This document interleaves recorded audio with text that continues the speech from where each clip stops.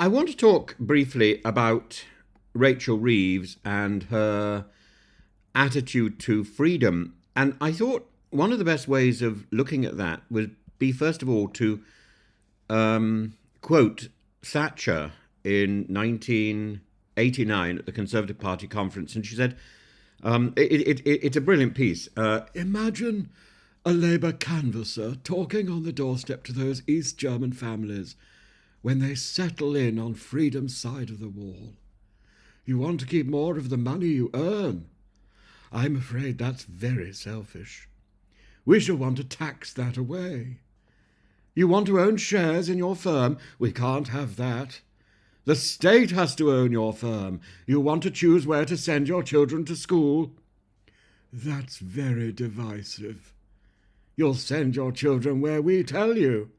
Mr. President, the trouble with Labour is they're just not at home with freedom. Socialists don't like ordinary people choosing, for they might not choose socialism. Now, it's very tempting to continue in the sort of Thatcherite voice, but you know today we've got a Labour Party in power, and it is taxing education, pensioners, and students, and it areas where it seems imagination is being curtailed by reality. Labour's much touted VAT raid on private schools has been sold as the panacea to the funding woes of state education. I wish that was the only problem with state education. I wish that was the only problem with education in the UK, and I wish that was a solution. The issue is it isn't the problem with education in the UK. And as the details unravel, it appears that the only thing ring-fenced is our collective gullibility, and the funding woes of state education are not going to be sorted out by the taxation on private schools. Rachel Reeves, the Chancellor, stood before television chat cameras with unwavering confidence, promising every single penny of the 1.5 billion annual revenue from the VAT on private school fees would be dedicated to state education. Bridget Phillipson, the Education Secretary, echoed this claim, framing the policy as a lifeline for state schools, a bold commitment and one that polling suggests won public support, yet with 72% believing that funds would directly enhance state schooling. But here's the rub. The Treasury has since revealed that this revenue will not be ring-fenced. It's not bound to schools in any tangible way, just as no other tax in Britain is bound for one particular destination. Instead, it enters the general coffers, where it can be spent on anything from potholes to pandas, or, as Jacob Rees-Mogg sardonically observed, even overseas aid. Hypothecated taxes are a tool governments use to showcase sincerity. The BBC licence fee funds the BBC. Boris Johnson's short-lived national insurance hike was legally ring-fenced for health and social care. These are the exceptions. Yet here, Labour's pledge crumbles under scrutiny. The value, as Treasury officials sheepishly admit, will theoretically align with educational priorities, but there's no direct allocation of the VAT proceeds to schools. So, what Rachel Reeves has told us is a lie. The sleight of hand has plunged Labour into a political quagmire of moral duplicity.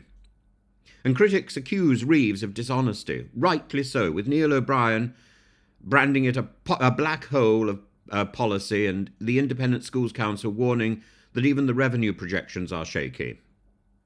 The Treasury forecasts £1.5 billion in revenue next year, rising to £1.7 billion by 2029. However, private school fees have already surged by 14%, exceeding the 10% projection, and 37,000 students are expected to be forced out of private education.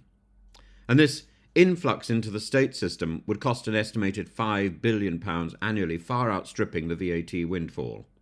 The very promise of investment in state schools is undermined by the policy's knock-on effects. And this saga highlights the political theatre of taxation. Labour's framing of the VAT of this VAT raid plays to a sense of economic justice. Private schools are perceived as enclaves of privilege, ripe for redistribution, yet the reality is far more complex.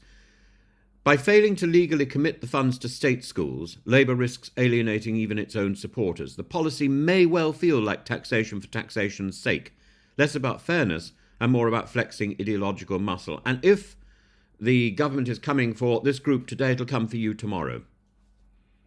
And this affair raises pressing questions about the ethics and the optics of tax policy. Should governments be allowed to trumpet hypothecation where none exists?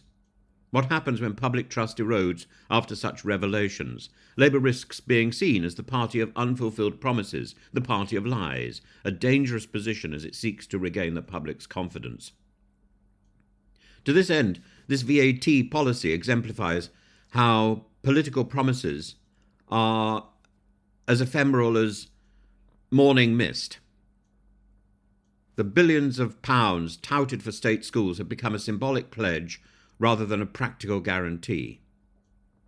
Taxation is, indeed, a necessary element of governance, but when it's wielded as a tool for pretend politics rather than pragmatic policy, it taxes not just our wallets, but our trust in leadership. The lesson is clear. When governments tax our freedoms, they must do so with honesty or risk being charged with a deficit of integrity.